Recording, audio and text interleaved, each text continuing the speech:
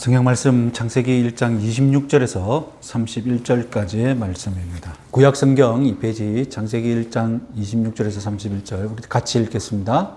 하나님이 이르시되 우리의 형상을 따라 우리의 모양대로 우리가 사람을 만들고 그들로 바다의 물고기와 하늘의 새와 가축과 온 땅과 땅에 기는 모든 것을 다스리게 하자 하시고 하나님이 자기 형상 곧 하나님의 형상대로 사람을 창조하시되 남자 여자를 창조하시고 하나님이 그들에게 복을 주시며 하나님이 그들에게 이르시되 생육하고 번성하여 땅에 충만하라 땅을 정복하라 바다의 물고기와 하늘의 새와 땅에 움직이는 모든 생물을 다스리라 하시니라.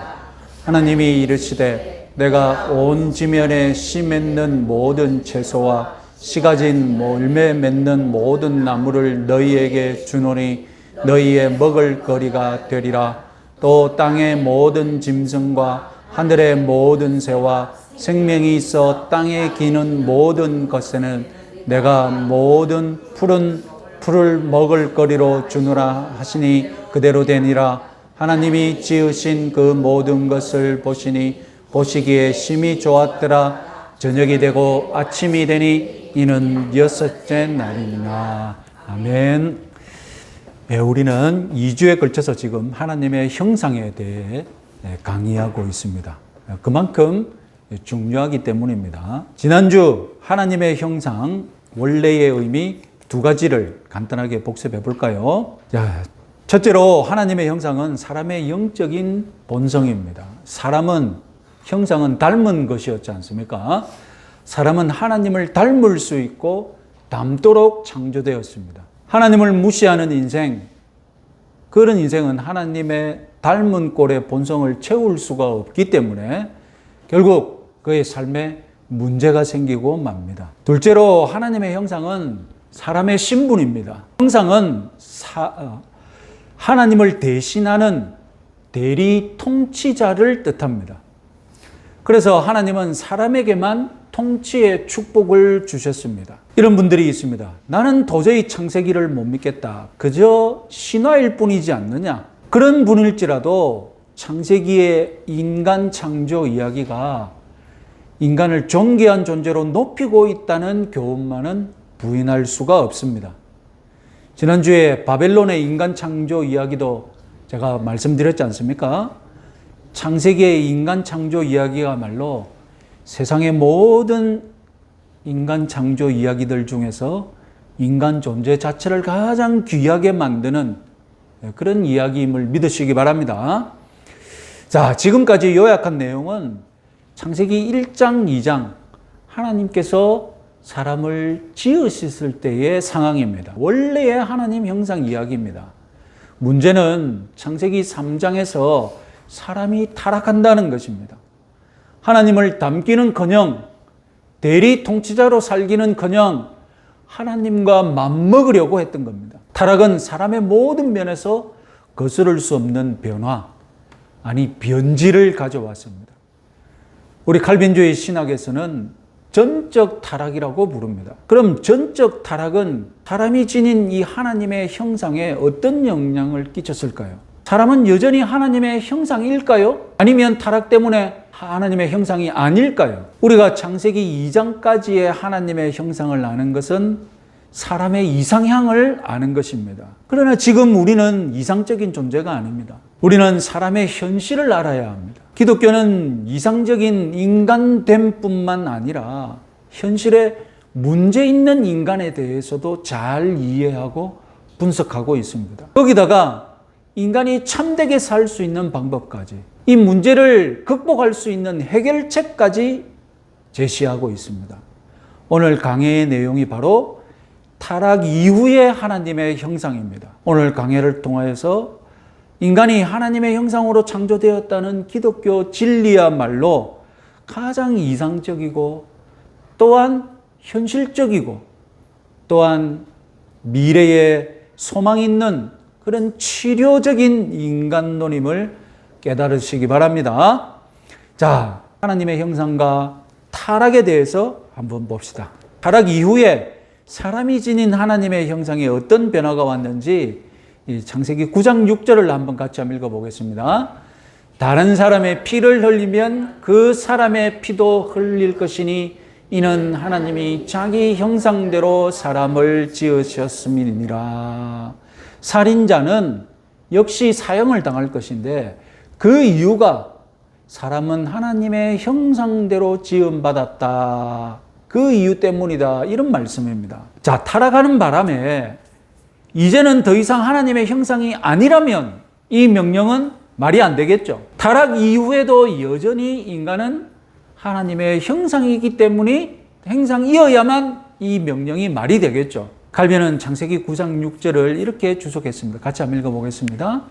인간이 하나님의 형상을 지니고 있기 때문에 하나님은 어떤 사람이 죽임을 당하면 하나님은 그 죽임당한 사람 안에서 그분 자신이 해를 입은 것으로 여기신다. 자, 그럼 시간이 흘러서 신약 성경은 타락한 인간을 어떻게 볼까요? 야고보서 3장 8절 9절 말씀 같이 한번 읽어보겠습니다. 혀는 능히 길들일 사람이 없나니 쉬지 아니하는 악이요 죽이는 독이 가득한 것이라. 이것으로 우리가 주 아버지를 찬송하고 또 이것으로 하나님의 형상대로 지음을 받은 사람을 저주하나니. 마찬가지로 사람은 여전히 하나님의 형상이니 저주해서는 안 된다는 말씀이지 않습니까? 자, 구약과 신약 모두 우리 타락한 인생들을 향하여서 여전히 하나님의 형상이라고 인정해주고 있습니다. 아니, 그럼 타락이라는 이 엄청난 사건, 심지어 우리 칼빈주의 신학에서는 전적 타락이라는 사건이 사람에게 아무런 변화도 주지 못했다는 말입니까? 변화가 있다고 보는 것입니다. 칼빈은 이렇게 표현했습니다. 너무 손상되어, 하나님의 형상이 너무 손상되어 남아있는 것조차도 끔찍한 기형의 모습을 하고 있다. 안에 형상이 있기는 있는데 끔찍하게 손상당한 상태로 있다는 것입니다. 그래서 전적 타락을 믿는 우리 칼빈주의 신학은 타락 후 사람이 지닌 하나님의 형상에 관해 이런 칼빈의 입장을 따라서 손상 입은 하나님의 형상으로 정리하고 있습니다. 1561년에 만들어진 벨기에 신앙고백서 제14조 인간의 창조와 인간의 타락과 부패에 관하여 이 제목의 일부를 이렇게 설명하고 있습니다. 우리 같이 한번 읽어보겠습니다. 사람은 하나님이 주셔서 소유했었던 모든 탁월한 선물들을 잃어버렸고 그 선물들 중 하나도 남아있지 않고 작은 흔적들만 남아있다. 자, 이 신앙고백서는 우리 칼빈주의 신학을 담고 있다고 우리 장로교회들이 공인하고 있는 고백서들 중에 하나입니다. 작은 흔적들만 남아있다. 이런 신앙, 칼빈의 정신이 강조한 것이 무엇입니까? 하여튼 될 수 있는 한 많은 상처를 입었다는 것입니다. 성경이 여전히 우리는 하나님의 형상이라고 인정해주고 있기 때문에 우리가 사람을 하나님의 형상이라고 보는데 전적 타락이 이 하나님의 형상을 되도록 많은 상처를 입혔다는 사실을 우리 칼빈주의 신학은 강조하고 싶은 겁니다. 결코 창세기 1장, 2장 그때와 같지 않고 창세기 3장 이후로 하나님의 형상은 너무 많이 손상되었고 칼빈에 의하면 기형적인 하나님의 형상이고 벨기에 신앙고백서에 의하면 작은 흔적들만 남아있다. 이렇게 표현한다는 것입니다. 우리는 이제 훼손당한 하나님의 형상입니다. 이 심하게 손상된 형상이 소위 종교의 씨앗 역할을 합니다. 종교의 씨앗. 기회만 되면, 조건만 맞으면 이 씨앗에서 싹이 나서 열매를 맺어 나갈 수 있는데 우리 마음속에 종교의 씨앗이라는 것이 결국 알고 보면 그 종교의 씨앗은 손상된 하나님의 형상이라는 겁니다. 우리 타락한 인생 안에 종교의 씨앗처럼 남아있는 하나님의 형상, 우리가 스스로 그것을 회복시킬 수 없습니다. 우리 스스로 우리 종교의 씨앗을 깨우칠 수가 없습니다. 우리 스스로 할 수 있다면 타락한 것이 아니죠. 했다는 것이 무엇입니까? 우리 스스로는 할 수 없다는 것입니다. 우리는 전적으로 타락했기에 내 안의 능력으로는 하나님의 형상을 내 밖에서 누군가 능력 있는 존재가 내 안으로 들어와서 내 안에 있는 손상된 하나님의 형상을 치료하고 회복시키고 내 안에 있는 종교의 씨앗을 싹 틔우게 해야 합니다. 그분이 바로 예수 그리스도이십니다. 우리는 이제 예수 그리스도와 하나님의 형상에 대해서 알아야 합니다. 신약 성경은 예수 그리스도가 완전한 하나님의 형상이라고 선언합니다. 가장 대표적인 구절 우리 두 개만 읽어보겠습니다. 골로새서 1장 15절. 그는 보이지 아니하는 하나님의 형상이시요 모든 피조물보다 먼저 나신 이시니. 히브리서 1장 3절. 이는 하나님의 영광의 광채시요 그 본체의 형상이시라.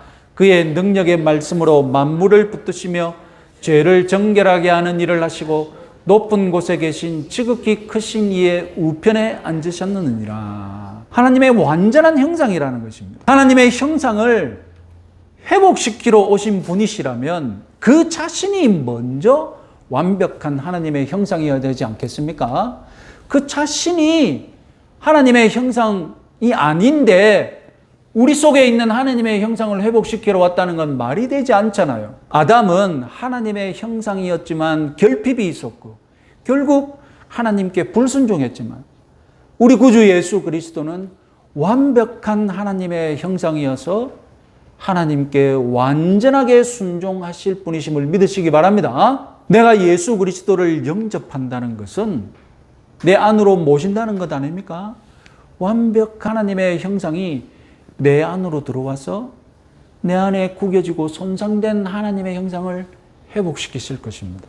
나와 그리스도가 영적으로 연합하는 신비가 일어납니다. 그러면 내 손상된 하나님의 형상과 그리스도의 완벽한 하나님의 형상이 어떻게 되는 겁니까?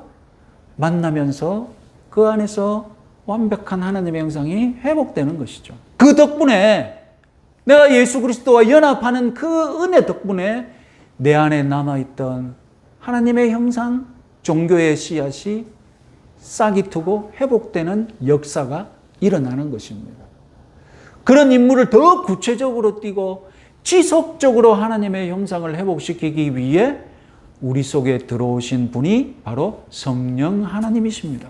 하나님의 형상, 지난 시간에 말씀드렸듯이 하나님을 닮고자 하는 영적 본성이라고 말씀드렸지 않습니까?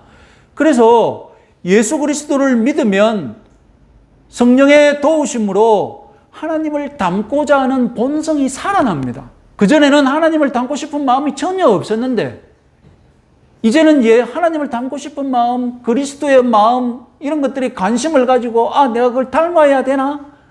이런 의식하는 마음이 생기고 그래서 신앙생활을 잘하면 성령이 충만해지면 이 성령이 불같은 그런 분이시지 않습니까? 하나님을 닮고자 하는 본성이 활활 타오릅니다. 성령님은 우리를 예수 그리스도를 본받게 만드십니다. 그래서 내가 예수 그리스도 같이 변하고 성숙하려고 합니다. 그것이 곧 성령 충만이요 성령의 열매입니다. 예수 그리스도가 하나님의 완벽한 형상이시니 내가 예수 그리스도를 많이 닮으면 그건 곧 하나님을 닮는 것이죠. 이것이 이 땅에서 우리가 이루어가는 구원의 과정입니다. 우리 로마서 8장 29절 말씀 같이 한번 읽어보겠습니다. 그의 아들의 형상을 본받게 하기 위하여 미리 정하셨으니 미리 정했단 말 예정했다는 말 아닙니까? 예정하시고 과거에 예정하시고 현재 우리를 구원하시고 앞으로 우리를 영화롭게 하시고 이 구원의 모든 과정이 아들의 형상을 본받는 것 이것이 목표라는 것입니다. 구원은 하나님이 과거에 시작하고 지금 현재 이끌어가고 미래에 완성시킬 하나님의 큰 일, 하나님의 대업입니다. 구원을 간단하게 말하자면 하나님의 형상, 내 안에 있는 하나님의 형상이 회복되는 것입니다. 내가 그리스도를 닮아가는 과정입니다. 하나님이 이 구원의 대업을 이끌어 나가실 때 나도 결단하고 실천하여서 이 구원의 대업에 동참해야 합니다. 이 동참하는 과정에 실패하면 어떤 일이 일어나겠습니까? 내 안에 하나님의 형상이 회복되는 일이 더디게 지연되게 되는 것이죠. 하나님은 우리 마음속에 하나님의 형상이 회복되라고 막 에너지를 불을 지피는데 나는 시큰둥하게 가만히 있으니 박자가 안 맞으니까 하나님의 형상이 회복되는 게 지연되고 지체되는 이런 현상이 일어나는 겁니다. 그래서 그리스도인인데도 그리스도를 닮지 못하는 영적 지체 현상이 일어나는 겁니다. 안타깝게도 교회 안에 그리스도인답지 못한 그리스도인들이 많은 이유, 바로 이 때문입니다. 내가 이 회복하는 일에 동참하지 않으면 회복이 지체되는 일이 발생하는 것이죠.